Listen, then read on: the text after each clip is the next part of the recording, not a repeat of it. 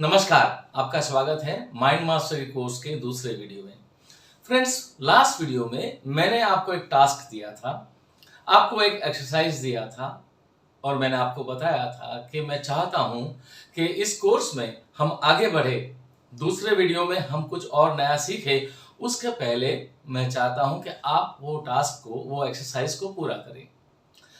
मुझे उम्मीद है आपने उस एक्सरसाइज को जरूर पूरा किया होगा। जो 3 सवालों के जवाब लिखने के लिए मैंने आपको कहा था, वो आपने जरूर पूरा किया होगा। ये जरूरी इसलिए है क्योंकि जैसे कि मैंने आपको वादा किया है कि मैं आपको इस कोर्स के अंदर माइंड के बारे में कुछ ऐसी बातें सिखाऊंगा कि जो आज तक आपने न कभी सुनी होगी, न कभी कहीं पढ़ी होगी।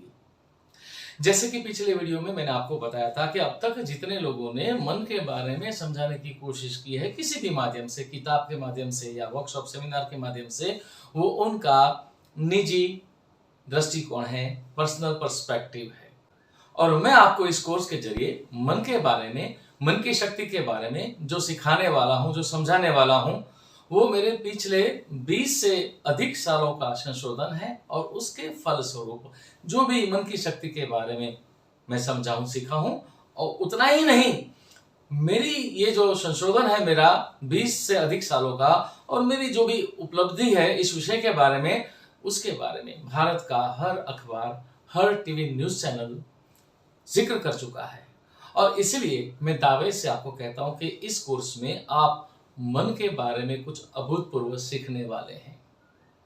और इसलिए यदि आपने वो एक्सरसाइज नहीं किया है तो इस वीडियो को यहां रोक दीजिए और वो पहले एक्सरसाइज को पूरा करिए, 3 सवालों के जवाब लिख लीजिए और उसके बाद में ही ये वीडियो आगे देखें। ताकि इससे क्या है कि आप इस कोर्स के लिए मानसिक रूप से तैयार हो जाएंगे।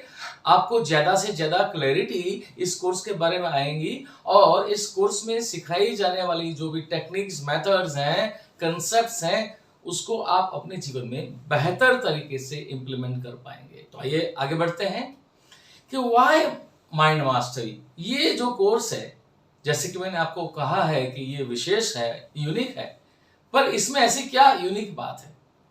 ये कोर्स आपको सिखाएगा कि आप कैसे अपने 3 जो अलग अलग जीवन के पहलू है, वर्ल्ड विद इन, आपके भीतर की दुनिया, आपके इमोशंस, आपकी यादें, ये जो सारी हैं, उस भीतर के जो आपका जो जगत है, भीतर की जो दुनिया है, इमोशंस की, यादों की, उसको कैसे बेहतर किया जाए। क्योंकि जब तक आपके भीतर की दुनिया ठीक नहीं है तो आपका वर्ल्ड विदाउट, यानी कि आपकी बाहर की जो भौतिक दुनिया है, उसमें आपको जो कामयाबी हासिल चाहिए वो हासिल करना मुश्किल हो जाता है। अगर आपके भीतर की दुनिया जो है, इमोशनल वर्ल्ड है, आपकी भावनात्मक आपका जो पहलू है वो ठीक नहीं है, या आपकी पुरानी कुछ ऐसी यादें हैं जो आपको सदैव परेशान करती रहती है, और उस पुरानी यादों की वजह से आपका स्टेट ऑफ माइंड हमेशा यदि डिस्टर्ब रहता है, तो जाहिर सी बात है कि आप अपने जो निर्णय है वो ठीक से नहीं ले पाएंगे। आप अपना जो दिन में जो काम है वो फोकस से आप अपनी चेतना की ऊर्जा को केंद्रित नहीं कर पाएंगे। तो पहला है वर्ल्ड विद इन ठीक करना, और वर्ल्ड विद इन ठीक हो गया तो वर्ल्ड विदाउट, यानी कि आपकी भौतिक जो दुनिया है, भौतिक कामयाबी है, वो बेहतर हो सकती है।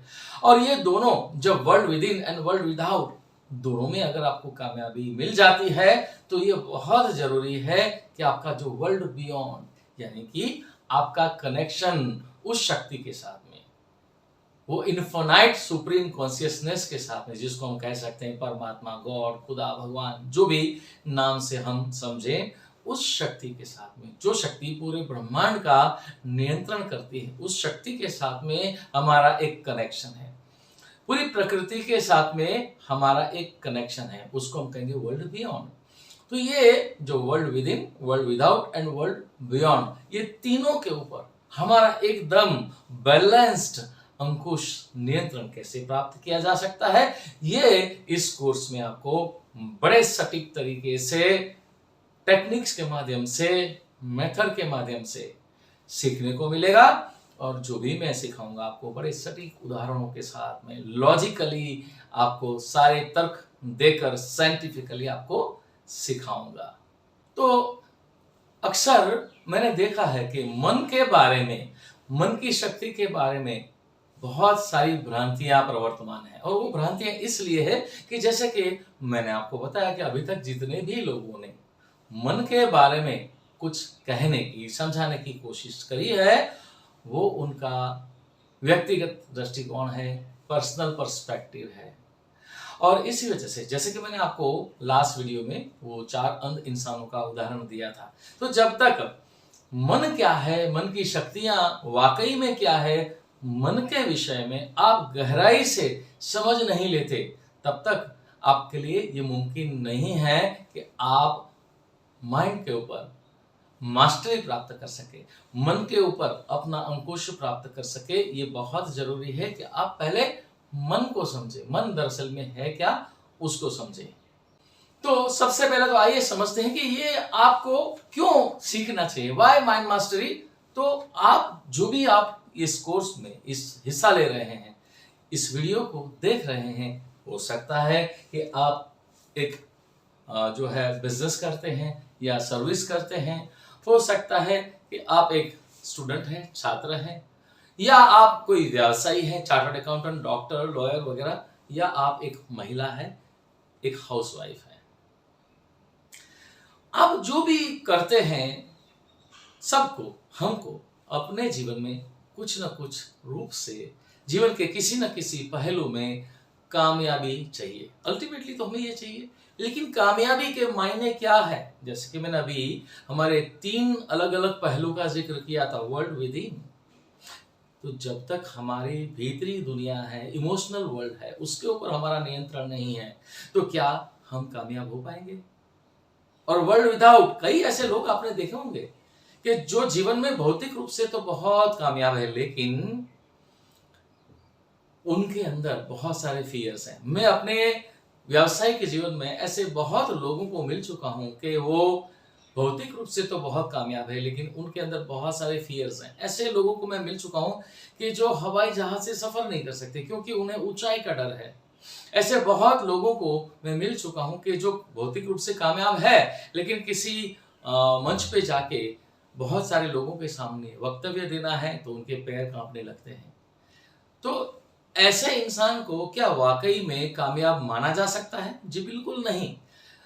तो हमें जो कामयाबी चाहिए वो एक ऑप्टिमम वे में कामयाबी चाहिए, कि जीवन के हर पहलू में हम एक बैलेंस्ड कामयाबी होनी चाहिए। और ये कामयाबी जब तक हमारा मन के ऊपर अंकुश नहीं है, मन के बारे में हमारी समझ गहराई से हमने प्राप्त नहीं की है, तो ये कामयाबी प्राप्त करना थोड़ा मुश्किल है। तो आइए पहले तो ये जो कामयाबी का जो मॉडल है कि कैसे जितने भी बड़े बड़े कामयाब लोग हैं, उनकी ऐसी क्या खासियत है, उनमें ऐसा क्या सीक्रेट बातें उनको पता है, या जाने अनजाने उन्होंने मन की शक्ति का उपयोग कैसे किया है, उसको हम समझते हैं। पहले तो जैसे आपको कोई भी खाने की डिश बनानी है, तो उसकी विधि आपको पता होनी चाहिए, उसकी रेसिपी आपको पता होनी चाहिए, उनमें कौन कौन से इंग्रेडिएंट्स है, कौन कौन सी चीजों का आपको इस्तेमाल करना पड़ेगा, ये पता होना चाहिए। ठीक उसी तरह आपको जीवन में जो भी कामयाबी प्राप्त करनी है, उसकी भी मैं कहूंगा एक रेसिपी है, यानी कि एक विधि है, उसके भी कुछ इंग्रेडिएंट्स हैं। आइए समझते हैं वो इंग्रेडिएंट्स क्या है। तो उसके जो इंग्रेडिएंट्स हैं, उसमें सबसे पहले तो क्या चाहिए? नॉलेज। जो भी फील्ड में, जो भी क्षेत्र में आप कामयाबी हासिल करना चाहते हैं, उस फील्ड का नॉलेज आपके पास होना चाहिए। लेकिन यहाँ अक्सर ज्यादातर लोग, मैंने देखा है कि सबसे बड़ी गलती क्या करते हैं, ज्यादातर लोग सबसे बड़ी गलती ये करते हैं कि लोग ये मानते हैं कि जिस इंसान को बहुत सारे विषय के बारे में बहुत सारा ज्ञान होता है, वो बहुत नॉलेजेबल है, ऐसा हम मानते हैं। पर नॉलेज का मतलब ये नहीं है कि बहुत सारे विषयों के बारे में बहुत सारा ज्ञान होना। नॉलेज का मतलब है जिस क्षेत्र में आपको कामयाबी चाहिए, उस क्षेत्र का संपूर्ण नॉलेज आपके पास होना चाहिए। और अगर वो संपूर्ण नॉलेज आपके पास है, तो इसका मतलब यह है कि आपके पास नॉलेज है। यदि ये मैं मन के बारे में ये माइंड मास्टरी कोर्स बना रहा हूं और मन की शक्ति, ये मेरा विषय है, तो ये बहुत जरूरी है कि मन को लेकर पूरे विश्व में कल शाम तक क्या नया रिसर्च हुआ है, ये सारी बातों का नॉलेज मुझे होना चाहिए। अगर नॉलेज है तो दूसरा इंग्रेडिएंट क्या है जो इंसान के पास होना चाहिए, वो है इंटेलिजेंस। यहां पर भी कई लोग गलती करते हैं कि जो लोग बहुत नॉलेजेबल होते हैं वो इंटेलिजेंट भी है, ऐसा हम मानते हैं, हालांकि ऐसा है नहीं। जरूरी नहीं है कि कोई इंसान नॉलेजेबल है तो वो इंटेलिजेंट है भी। इंटेलिजेंस का मतलब है कि जो नॉलेज आपके पास है उसका उपयोग कब करना चाहिए, यह यदि आपको समझ में आता है तो आप इंटेलिजेंट हो।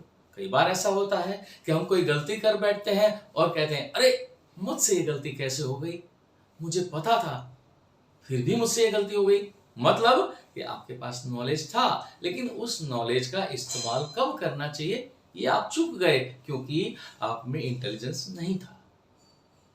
और इंटेलिजेंस यदि आपके पास है तो तीसरा जो इंग्रेडिएंट है वो है कॉमन सेंस। कॉमन सेंस का मतलब क्या है कि जो नॉलेज आपके पास है उस नॉलेज का कब उपयोग नहीं करना है उसके बारे में यदि आपको पता है तो मतलब आप में कॉमन सेंस है। हमने वो 4 पंडित की कहानी जरूर सुनी होगी। 4 पंडित जो है गुरु जी के आश्रम में जाते हैं ज्ञान प्राप्त करने, और चारों पंडित जब ज्ञान प्राप्त करने के बाद वापस अपने राज्य में जा रहे होते हैं, जंगल से वो गुजर रहे होते हैं, तो चारों पंडित जो है एक मरे हुए शेर का कंकाल पड़ा देखते हैं।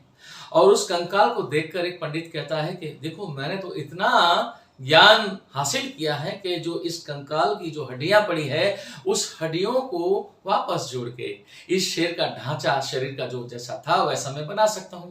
दूसरा पंडित कहता है तुमसे तो मेरा ज्ञान बेहतर है, मैं तो इस कंकाल के ऊपर मांस और चमड़ी को वापस लगा के शेर का शरीर जैसा था वैसा मैं बना सकता हूं। तीसरा पंडित कहता है आप दोनों से मेरा ज्ञान ज्यादा बेहतर है, क्योंकि मैं तो इस शेर को जीवित कर सकता हूं।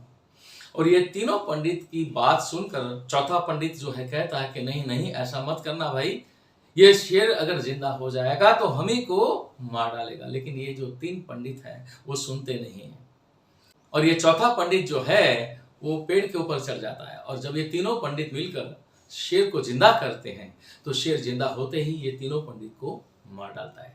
ये कहानी मैं आपको इसलिए सुनाना चाहता हूं कि देखिए तीनों पंडित के पास नॉलेज था लेकिन तीनों के पास इंटेलिजेंस नहीं था, कॉमन सेंस नहीं था कि जो हमारे पास नॉलेज है उसका उपयोग हमें कब नहीं करना चाहिए, ये उसके पास नहीं था। और जितने भी लोग कामयाब हैं उन सभी कामयाब लोगों के अंदर ये सारी चीजें आपको कहीं ना कहीं किसी न किसी रूप में बैलेंस रूप में देखने को मिलेगी। अगर ये 3 चीजें knowledge, intelligence and common sense आपके पास यदि किसी इंसान के पास है तो उनके पास ये 2 चीजें होना बहुत जरूरी है। कौन सी 2 चीजें? External resources and internal resources. देखिए कोई भी इंसान जिसको कामयाब होना है रिसोर्सेज की जरूरत तो पड़ेगी। कोई भी इंसान दूसरे लोगों के सहयोग के बिना और दूसरे जरूरी संसाधनों के बिना कामयाब नहीं हो पाएगा। जैसे कि मैं ये कोर्स को अभी शूट कर रहा हूं तो मुझे बहुत सारे सामान की जरूरत पड़ती है, कैमरा चाहिए, ये डिजिटल पैनल चाहिए, स्टूडियो सेटअप चाहिए।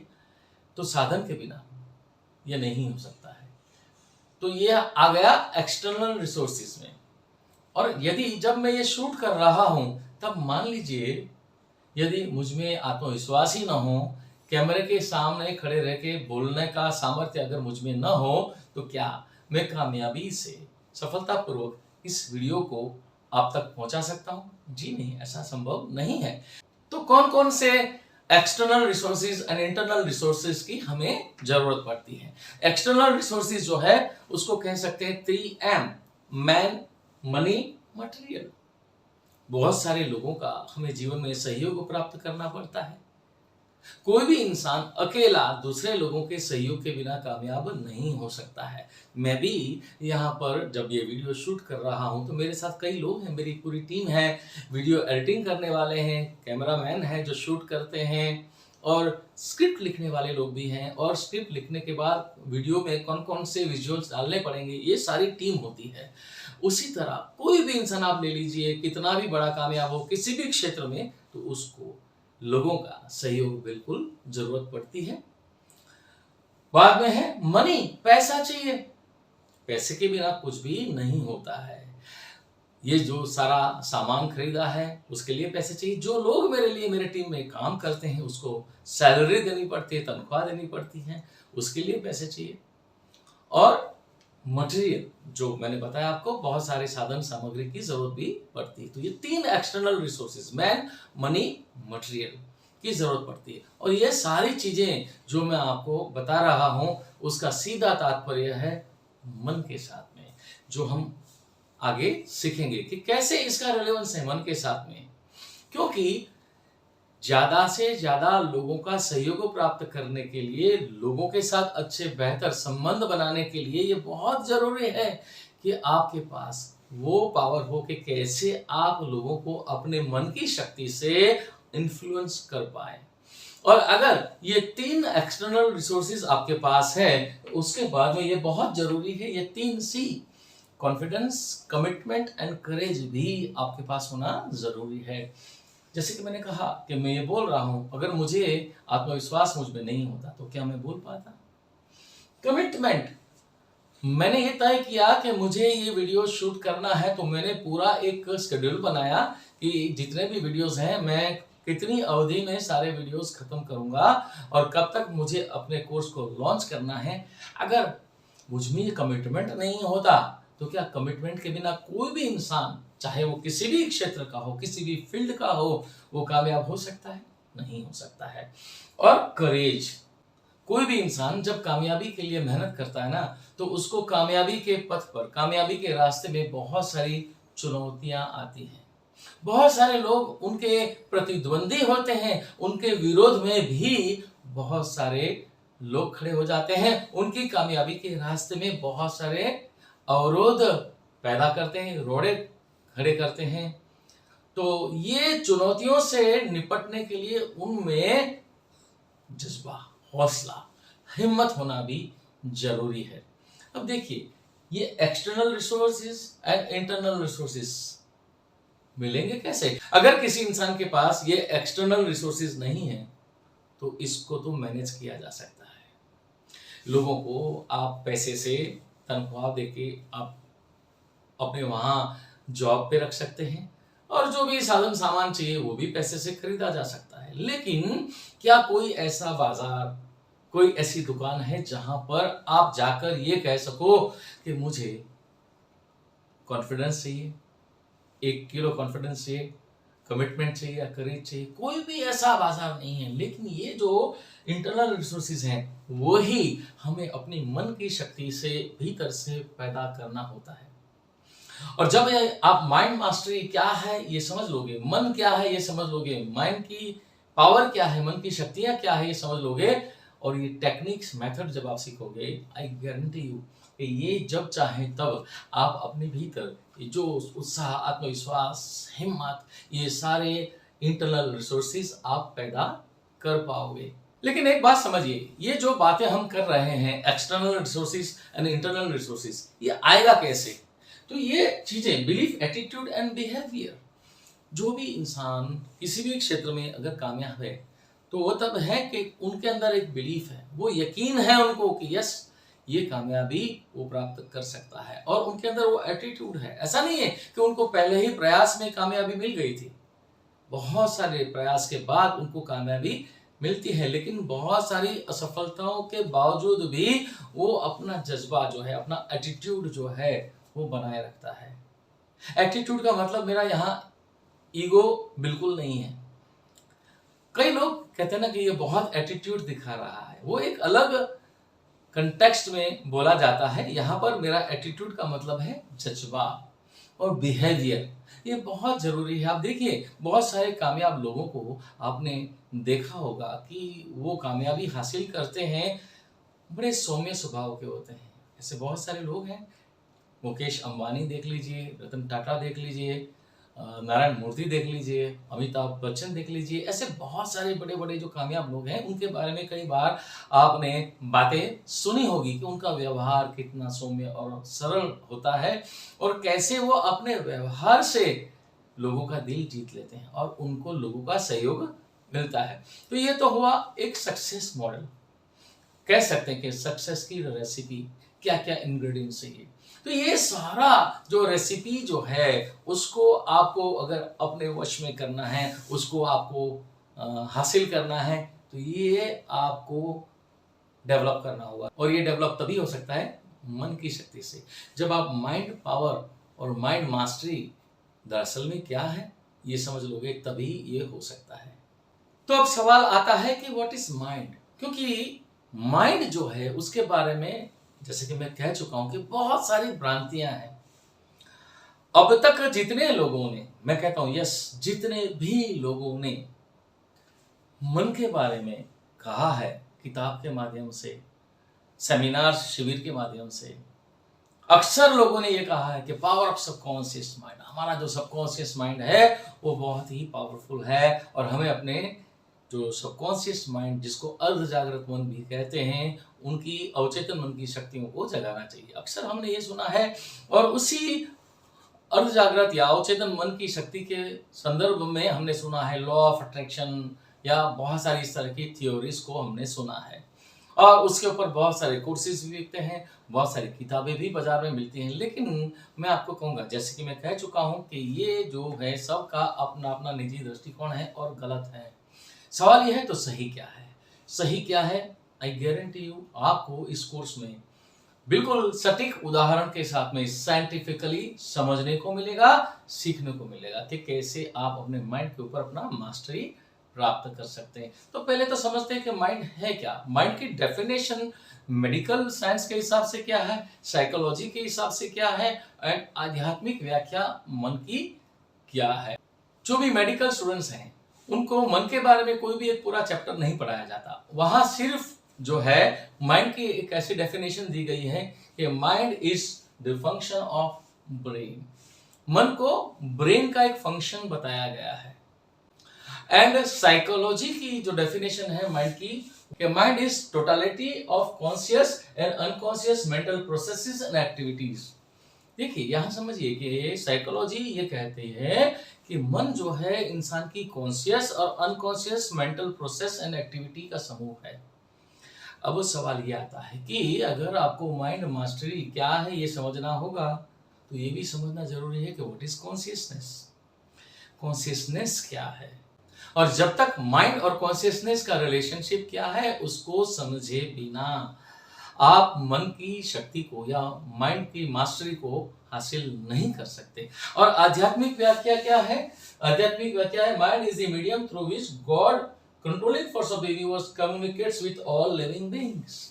आध्यात्मिक व्याख्या जो मन की है वो ये है कि मन एक माध्यम है जिसके जरिए पूरे ब्रह्मांड को कंट्रोल करने वाली वो शक्ति, यानी कि गॉड, परमात्मा, खुदा, ईश्वर, हम जो भी कहें, वो मन नाम के माध्यम से इस पूरी प्रकृति में जितने भी लिविंग और नॉन लिविंग है चीजें, जितने भी जीव सृष्टि है या जो भी निर्जीव पदार्थ है, उससे भी ये जो शक्ति जिसको हम परमात्मा कहते हैं, ईश्वर कहते हैं, वो मन नाम के माध्यम के जरिए कम्युनिकेट करते हैं। फॉर एन एग्जाम्पल, यदि आप मेरे सामने बैठे होते तो मैं ये जो भी बोल रहा हूं, मेरी आवाज आपके कानों तक पहुंचती। वो इसलिए पहुंचती कि मेरे और आपके बीच में स्पेस है।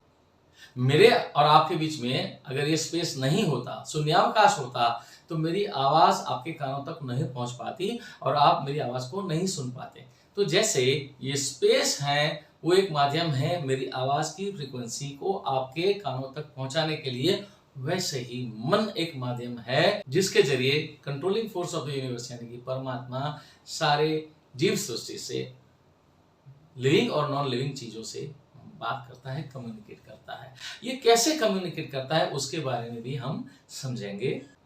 तो दरअसल में हम जो है 3 अलग अलग रूप से कम्युनिकेट करते हैं। हम हमारी जो सेंसेस हैं उसको अलग अलग रूप से उपयोग करते हैं। पहला है इंटरपर्सनल कम्युनिकेशन। हम दूसरे लोगों से जो बात करते हैं उसमें हम शब्दों की भाषा का और शरीर की भाषा, बॉडी लैंग्वेज का उपयोग करते हैं। जो भी कम्युनिकेट करते हैं शब्दों से या तो बॉडी लैंग्वेज से। जरूरी नहीं है कि किसी बात का हम शब्दों से ही जवाब दें। कहते हैं ना, खामोश रहना भी एक जवाब है। तो ये नॉन वर्बल लैंग्वेज है, बॉडी लैंग्वेज से भी हम कम्युनिकेट कर सकते हैं। और है इंट्रापर्सनल कम्युनिकेशन। इंट्रापर्सनल कम्युनिकेशन, जब हम किसी और व्यक्ति से बात करते हैं उसके पहले कई बार हम अपने खुद से कुछ न कुछ संवाद करते हैं। मन ही मन में सोचते हैं कि इनको मैं कैसे जवाब दूं, कैसे इनसे बात करूं ताकि वो मेरी बात को समझें और मेरी बात को स्वीकार करें। और वैसे भी कभी हम बैठे तो वैसे हमारे मन में कुछ न कुछ विचार, आंतरिक संवाद, सेल्फ टॉक, स्व संवाद जिसको कह सकते हैं, सेल्फ टॉक चलती ही रहती है। तो ये जो सेल्फ टॉक है उसमें भी हम शब्दों का उपयोग करते हैं, हमारे विचारों में शब्दों का उपयोग करते हैं और उसमें भी बॉडी लैंग्वेज का उपयोग करते हैं। आप कोई इंसान देखिए, अगर वो खुद से बात करता है और उदास है तो उनकी बॉडी लैंग्वेज अलग होगी, और खुद से बात करता है वो खुश है तो उनकी बॉडी लैंग्वेज अलग होगी। तो ये जो इंट्रापर्सनल कम्युनिकेशन है वो भी, उसमें भी हम शब्दों की और शरीर की भाषा का उपयोग करते हैं। और तीसरा है ट्रांसपर्सनल कम्युनिकेशन। ये ट्रांसपर्सनल कम्युनिकेशन ही बहुत अहम हिस्सा है ह्यूमन कम्युनिकेशन का, और ये इसका जिक्र आपको आज तक मन के बारे में किसी भी किताब में या किसी वर्कशॉप सेमिनार में देखने को नहीं मिलेगा। जो कि माइंड की मेन जो फंक्शनैलिटी है, मेन जो फंक्शन है वो है ट्रांसपर्सनल कम्युनिकेशन। ट्रांसपर्सनल कम्युनिकेशन क्या है? Language of vibrations and frequency. कई बार आपको पूर्वाभास का अनुभव होता है, इंट्यूशन होता है, रात को नींद में, स्वप्न में आपको स्वप्न संकेत होता है, भविष्य में होने वाली कोई घटना आपको स्वप्न में दिख जाती है और कुछ ही दिन के बाद वैसी घटना घटती है और आप कहते हो अरे ये तो मैंने स्वप्न में देखा था। तो ये जो पूर्वाभास, टेलीपैथी, इंट्यूशन, इस तरह के जो अनुभव होते हैं उसको ट्रांसपर्सनल कम्युनिकेशन कहते हैं। और ये तीन कम्युनिकेशन के जो स्टाइल है या जो मेथड है उसमें हम मन का और मन की शक्ति का और हमारी कॉन्शियसनेस का उपयोग करते हैं। अब देखिए सवाल यहाँ पर यह है कि तीन जो कम्युनिकेशन स्टाइल है उसमें क्या हम कॉन्शियसली, जागृत रूप से मन की शक्ति का उपयोग करते हैं या मन हमारी चेतना का उपयोग करता है और हम कम्युनिकेट करते हैं। तो यही हम आगे इस कोर्स में सीखने वाले हैं। तो आज के लिए बस इतना ही। आज के इस वीडियो में ये बहुत जरूरी था कि माइंड मास्टरी के संदर्भ में माइंड क्या है, मन का फंक्शन क्या है और जो हम कम्युनिकेट करते हैं उसमें मन और कॉन्शियसनेस का रोल क्या है, ये पहला आपको मैं प्राथमिक इसकी जानकारी दे दूं। और ये अगर आप समझ पाए हैं तो ही आगे मन के बारे में समझना आसान हो जाता है। कहते हैं कि किसी भी व्यक्ति की कामयाबी है वो उस बात पर डिपेंड करती है कि उस व्यक्ति के आपसी ताल्लुक लोगों के साथ कैसे हैं, और उनके ताल्लुक लोगों के साथ कैसे हैं वो उस बात पर निर्भर करता है कि उसका कम्युनिकेशन यानी कि बातचीत का तौर तरीका लोगों के साथ कैसा है। और सबसे पहली बात तो यह है कि इंसान का खुद से बातचीत करने का तौर तरीका कैसा है, उसके आधार पर ही यह तय होगा कि इंसान दूसरे लोगों से कैसे बात करेगा। दूसरे इंसान से कोई इंसान सही बात करेगा या गलत तरीके से बात करेगा, ये डिपेंड करता है कि खुद से कैसे बात करता है। और इसीलिए आप देखिए जितने भी कामयाब लोग हैं उनका बातचीत का तौर तरीका बड़ा सौम्य और सरल होता है। जहां पर जाते हैं लोगों का दिल जीत लेते हैं। ये बहुत खूबी होना जरूरी है और ये तभी हो सकता है जब माइंड क्या है, मन की शक्ति क्या है, ये बात आपने गहराई से समझ ली है तब। तो आज के वीडियो में इतना ही। नेक्स्ट वीडियो में मैं आपको ये समझाऊंगा कि मन दरअसल में है क्या और कैसे मन को, जो हम समझते हैं कि conscious mind, subconscious mind, unconscious mind, अक्सर ये कहा गया है कि पावर ऑफ सबकॉन्शियस माइंड के बारे में आपने सुना होगा, तो ये कितना सही है, कितना गलत है और इसको कैसे माइंड के ऊपर मास्टरी प्राप्त की जाए, ये हम सीखेंगे नेक्स्ट वीडियो में। तो आज के वीडियो में मैं आपको ये टास्क देना चाहूंगा कि जो आप थोड़ा ये मन में समझ लीजिए कि व्हाट इज ट्रांसपर्सनल कम्युनिकेशन। तो इसके साथ में जो आपको एक वर्कशीट मिलेगी कि आपको जीवन में कितनी बार ऐसे अनुभव हुए हैं जैसे टेलीपैथी, स्वप्न संकेत। तो ये जो क्वेश्चनर आपको मिला है उसमें जहां पर टिक मार्क करना है टिक मार्क करिए, जहां पर डिस्क्रिप्टिव आंसर लिखना है लिखिए, और ताकि आपको पता चलेगा कि आपकी इंट्यूटिव एबिलिटी कितनी है। दूसरा है आपके जो रिलेशनशिप है लोगों के साथ में, चाहे वो आपके पारिवारिक लोग हों या चाहे व्यावसायिक आपका जो संबंध है लोगों के साथ में, उसमें तो कहाँ कहाँ कौन कौन व्यक्ति के साथ में आपको करेक्शन करने की जरूरत है, वो थोड़ा आप ब्रेनस्टॉर्मिंग करके लिख के रखिए, ताकि जब आप आगे सीखोगे कि कम्युनिकेशन स्टाइल को कैसे बेहतर किया जाए, माइंड की शक्ति से कैसे आप लोगों को इन्फ्लुएंस कर पाओगे। अगर ये एक्सरसाइज आपने किया है and if you are aware, तो आप आगे वीडियो में जो मेथड्स, जो टेक्निक्स में सिखाने वाला हूं, उसका उपयोग अपने रिश्तों को बेहतर करने के लिए, खुद के साथ अपने रिश्ते को बेहतर करने के लिए बड़ी खूबी से आप इस्तेमाल कर पाएंगे। शुक्रिया, धन्यवाद, मिलते हैं नेक्स्ट वीडियो में।